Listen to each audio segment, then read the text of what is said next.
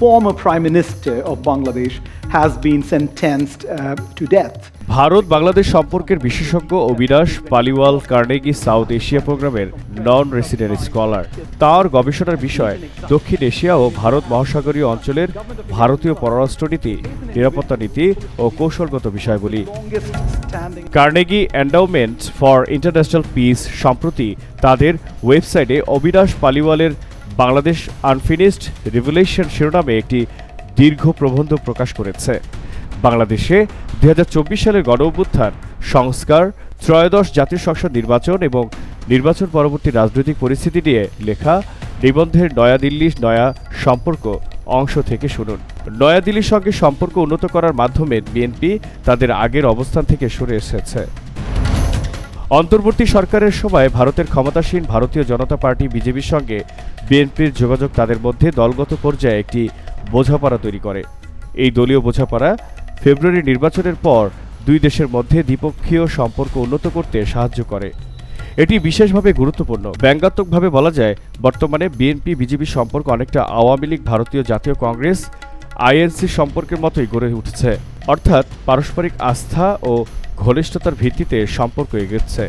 আসলে বিএনপি ভারতের বিজেপির শাসন মডেল অনুসরণ করতে চায়, যেখানে বিজেপি 2014 সাল থেকে একক দল হিসেবে ক্ষমতায় আধিপত্য বজায় রেখেছে এবং বিরোধীদের দুর্বল ও বিভক্ত করে রেখেছে।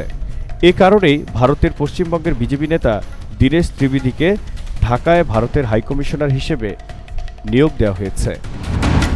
এটি খুবই অস্বাভাবিক মনে হলেও নয়াদিল্লি জানিয়েছে যে তারা শেখ হাসিনাকে প্রত্যর্পণের বিষয়ে ঢাকার অনুরোধ বিবেচনা করছে।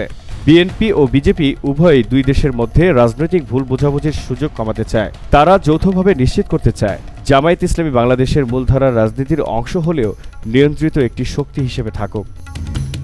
আদর্শগতভাবে দেখলে বিএনপির রক্ষণশীল সেকুলারিজম, যা বাংলাদেশে হিন্দু সংখ্যালঘুর অধিকার স্বীকার করে, বিজেপির হিন্দু জাতীয়তাবাদের সঙ্গে একটি গ্রহণযোগ্য সংযোগের ভিত্তি তৈরি করেছে। এই বিএনপি বিজেপি বোঝাপড়ায় 2026 সালের এপ্রিলে আসাম ও পশ্চিমবঙ্গের নির্বাচনে বাংলাদেশ বিরোধী বক্তব্যকে বাড়তে না দিয়ে সম্পর্ককে আবারও অস্থির হওয়া থেকে রক্ষা করে। বিজেপি পশ্চিমবঙ্গে এক অভূতপূর্ব জয় পায় এবং আসামে তাদের শক্ত ঘাঁটি বজায় রাখে। বর্তমানে মিজোরাম বাদে বাংলাদেশের সীমান্তবর্তী সব ভারতীয় রাজ্যে বিজেপি হয় সরকারের নেতৃত্ব দিচ্ছে, নয়তো সরকারের অংশীদার। তবে দলগত পর্যায়ের এই বোঝাপড়া দীর্ঘদিনের দ্বিপক্ষীয় সমস্যাগুলো, যেমন সীমান্ত হত্যাকাণ্ড, আন্তঃরাজ্য যোগাযোগ, নদীর পানি বণ্টন এবং বাংলাদেশের সঙ্গে ভারতের $7.86 বিলিয়ন বাণিজ্য ঘাটতি সমাধান করতে পারবে কিনা তা এখন অনিশ্চিত। তবে এসব অভ্যন্তরীণ ও আন্তর্জাতিক বাস্তবতা দেখায় যে হাসিনার সময়কার কর্তৃত্ববাদী রাজনীতি থেকে বাংলাদেশের যে দূরত্ব তৈরি হয়েছিল তা আবার দেশের কাঠামোগত বাস্তবতার শক্তিশালী টানেও আংশিকভাবে ফিরে আসছে।